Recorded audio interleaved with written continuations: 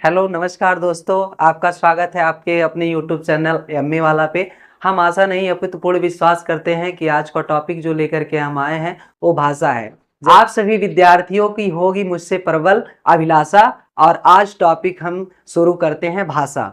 भाषा क्या है, आज हम गहनता से सीखेंगे कि भाषा क्या है, भाषा का उद्भव कहाँ से हुआ है, भाषा का विकास कहाँ से हुआ है, भाषा होता क्या है।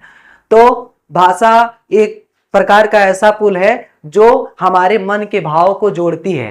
भाषा वह संसाधन है जिससे हम अपने भाव व विचारों को एक दूसरे तक व्यक्त कर सकते हैं। भाषा के 3 प्रकार होते हैं, मौखिक भाषा, लिखित भाषा, सांकेतिक भाषा, और तीनों के माध्यम से हम अपने मन के भाव व विचारों को एक दूसरे तक भेज सकते हैं, संप्रेषण कर सकते हैं या आदान प्रदान कर सकते हैं। तो आइए हम जानेंगे सर्वप्रथम भाषा का अर्थ।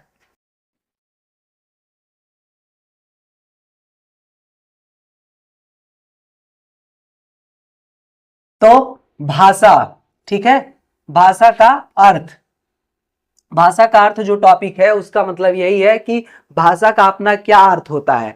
तो भाषा का अर्थ आप लोगों को मैंने बता दिया कि भाषा वह अभिव्यक्ति है जिसके माध्यम से व्यक्ति अपने भाव व विचारों को एक दूसरे तक पहुंचाता है। तो भाषा वह माध्यम है जिसके द्वारा मनुष्य अपने विचारों, भाव, अनुभव और जानकारी को व्यक्त करता है। ठीक है, यह ध्वनि कौन सी ध्वनि, भाषा वाली ध्वनि शब्द, वाक्य, संकेत या लिखित रूप में हो सकती है। ठीक है, अब हम जानेंगे भाषा के प्रकार। ठीक है, अब हम जानेंगे भाषा के प्रकार। तो भाषा के प्रकार, अब एक एक टॉपिक को हम बहुत सार्थकता से पढ़ते हुए जाएंगे। जैसे मौखिक भाषा, मेरे प्यारे विद्यार्थियों, मौखिक भाषा क्या होता है? मौखिक भाषा वह भाषा है जिसे हम अपने मुखार बिंदुओं द्वारा बोल करके या बतला करके या कह करके अपने भाव व विचारों को एक दूसरे तक पहुंचा सके या प्रदान कर सके। ठीक है, उसी को मौखिक भाषा।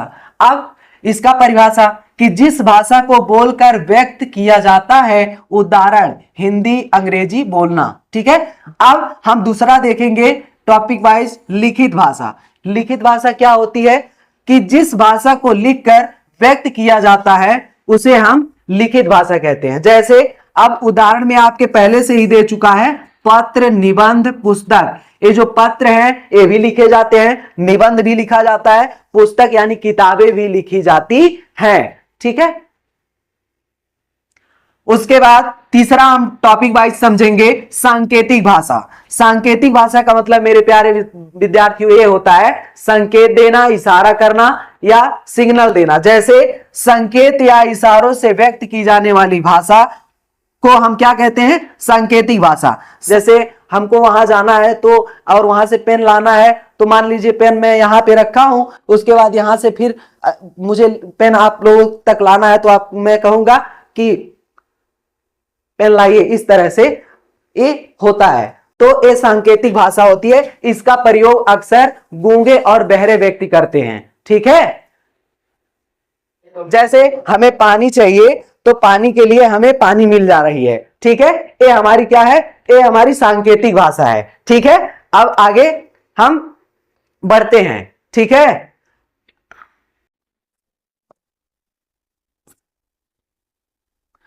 अब हम भाषा के रूप को जानेंगे। क्या जानेंगे बेटा? भाषा के रूप को जानेंगे। भाषा के रूप, अब जानेंगे हम क्या? भाषा के रूप। अब पहला हमारा टॉपिक जो अपने वीडियो में मैंने सर्वप्रथम जिक्र किया था वही आ गया मातृभाषा। क्या आ गया? मातृभाषा। मातृभाषा मतलब हमारे देश की भाषा, हमारे जन्मभूमि की भाषा, हमारी प्रारंभिक भाषा, यही हमारी मातृभाषा है। ठीक है, क्या जो भाषा हम बचपन से सीखते हैं, उदाहरण भारत में कई लोगों की मातृभाषा हिंदी, भोजपुरी, अवधी आदि है। दूसरा हम लाइन से चलेंगे, राष्ट्रभाषा जानेंगे कि हम राष्ट्रभाषा क्या होता है। तो ऐसे नाम से ही स्पष्ट है, राष्ट्रभाषा। राष्ट्र की जो भाषा है उसे हम राष्ट्रभाषा कहते हैं। जैसे जिस भाषा को देश के नागरिक व्यापक रूप से अपनाते हैं, भारत में हिंदी को राष्ट्रभाषा कहा जाता है। अब हम जानेंगे राजभाषा। ठीक है, अब जानेंगे हम राजभाषा। राजभाषा क्या है, इसके विषय में हम आप लोगों को बताएंगे कि राजभाषा क्या है। राजभाषा यानी जिस राज्य में आप रह रहे हैं उसकी भाषा को राजभाषा। जैसे सरकारी कार्यों में प्रयोग की जाने वाली भाषा भारत की राजभाषा। जैसे हिंदी सरकारी कार्य, जैसे दफ्तर होता है, सरकारी कार्यालय होता है, उसमें कार्यों में प्रयोग की जाने वाली भाषा होती है जिस भाषा का वो लोग प्रचार प्रसार करते हैं। जैसे आप लोगों को बता दें, आप लोगों ने अपने घर में प्राय अगर स्टैंप या जो है जमीनी कागजात देखे होंगे तो उसमें लिखा होता है परांगना, हवेली, तप्पा, लेहड़ा। ठीक है, ये सब जो शब्द होते हैं ये कार्यों, राजकीय कार्यों में प्रयोग किए जाते हैं, सरकारी कार्यों में, तो इसे हम क्या कहते हैं, राजभाषा कहते हैं। ठीक है, भारत की राजभाषा, भारत की राजभाषा क्या है, हिंदी है। ठीक है, हम चलेंगे अंतरराष्ट्रीय भाषा के विषय में जानेंगे कि अंतरराष्ट्रीय भाषा कैसी भाषा होती है। जो भाषा विश्व स्तर पर बोली जाती है वही हमारी अंतरराष्ट्रीय भाषा कहलाती है। जैसे उदाहरण के लिए अंग्रेजी, अंग्रेजी जो है यह अंतरराष्ट्रीय भाषा है। यानी अंतरराष्ट्रीय भाषा का मतलब ये होता है जो पूरे विश्व में बोली जाए वही हमारी भाषा अंतरराष्ट्रीय भाषा होती है। भाषा के अंग, आपके लिए अगला जो टॉपिक है वो क्या है, वो है मेरे प्यारे विद्यार्थियों भाषा के अंग। अगर आपको बनना है हिंदी भाषा में दबंग तो आइए आज सीखते हैं भाषा के अंग।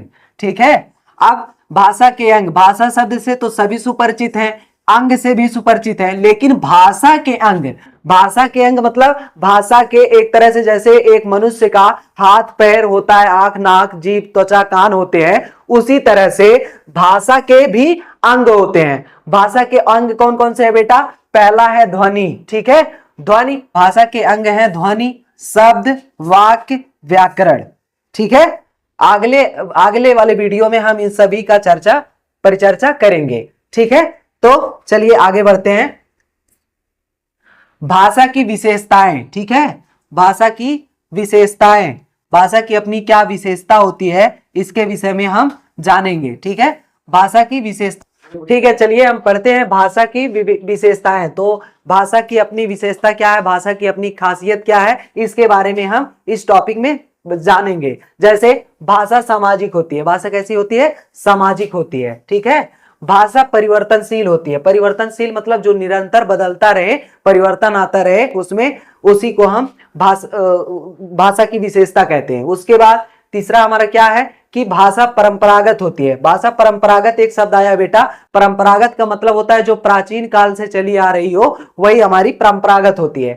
अब भाषा विचारों का आदान प्रदान कराती है। भाषा विचारों का आदान प्रदान करना मतलब जो हमारे मन में, हमारे विचार में, हमारे मस्तिष्क में है उसको हम किसी दूसरे अपने दोस्त से, सहेली से या किसी अजीज से कहते हैं तो वो कि क्या होता है, आदान प्रदान जो करने का माध्यम होता है वो भाषा की विशेषता कहलाता है। ठीक है, उसके बाद भाषा का अपना व्याकरण होता है, भाषा का जो अपना खुद का व्याकरण होता है ये भी होता है। आगे हम जानेंगे भाषा और लिपि में अंतर। ठीक है, भाषा क्या है और लिपि क्या है। तो भाषा क्या है, पहले भाषा को जानेंगे, उस तत्पश्चात हम लिपि को जानेंगे। तो भाषा के लिए क्या है, भाषा बोलने की ध्वनि प्रणाली है, उदाहरण हिंदी सुनाई देती है। ठीक है, लिपि क्या जानेंगे, लिपि लिखने की पद्धति है, पद्धति का मतलब होता है तरीका, सिस्टम। ठीक है, उदाहरण देवनागरी और यह दिखाई देती है। भाषा की प्रमुख विशेषताएं के विषय में हम जानेंगे। क्या है कि भारत में अनेक भाषाएं बोली जाती हैं। सिंपल सी बात है, भारत में विभिन्न धर्म संप्रदाय के लोग रहते हैं, विभिन्न जाति वर्ग के लोग रहते हैं, तो भाषा भी विभिन्न प्रकार की होगी, आप लोगों को पता ही है। तो आगे जानेंगे कि भारत में अनेक भाषाएं बोली जाती हैं, जैसे हिंदी, संस्कृत, तमिल, तेलुगु, मराठी, बंगाली आदि। भारत में 22 अनुसूचित भाषाएं हैं। ठीक है, भारत में 22 अनुसूचित भाषाएं, विश्व की प्रमुख भाषाएं। ठीक है, विश्व स्तर पे जो प्रमुख भाषाएं बोली जाती हैं उसको हम इस तरह से जानेंगे कि कौन कौन सी भाषाएं विश्व स्तर तक बोली जाती हैं। क्या कि अंग्रेजी, चीनी, स्पेनिश, अरबी, फ्रेंच आदि विश्व में व्यापक रूप से बोली जाती हैं। ये सब भाषाएं व्यापक रूप से किस स्तर पे बोली जाती हैं, विश्व स्तर पे, और यही विश्व की प्रमुख भाषाएं हैं। ठीक बस इतना ही, आगे फिर हम चर्चा करेंगे अगले वीडियो में। तो आपसे विनम्र गुजारिश है कि आप लोगों को यदि चैनल यदि अच्छा लगे तो आप चैनल को सब्सक्राइब करें, लाइक करें और शेयर जरूर करें। बहुत बहुत धन्यवाद आप लोगों का।